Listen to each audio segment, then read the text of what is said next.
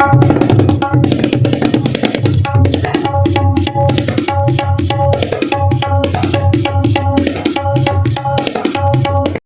महानगरपालिकेचा बिगुल वाजला असून राष्ट्रवादी शरद पवार गटातर्फे आज माजी केंद्रीय मंत्री जयसिंगराव गायकवाड, राष्ट्रवादी शरद पवार गटाचे जिल्हाध्यक्ष प्रमोद पाटील, महानगराध्यक्ष ऐजाज मलिक, जे आमदार संतोष चौधरी, माजी जिल्हाध्यक्ष रवींद्र पाटील यांच्या प्रमुख उपस्थितीमध्ये यावेळी उमेदवारांच्या मुलाखती घेण्यात आल्या।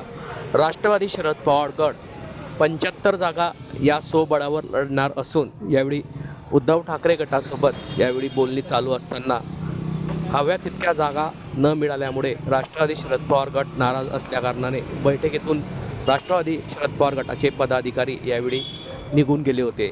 यावेळीच राष्ट्रवादी शरद पवार गटाने स्वबळाचा नारा दिला असून आज या ठिकाणी उमेदवारांच्या मुलाखती आज दिनांक 17 डिसेंबर रोजी दुपारी 2 वाजता आकाशवाणी चौकातील राष्ट्रवादी शरद पवार पक्ष कार्यालयात यावेळी पार पडला आहे।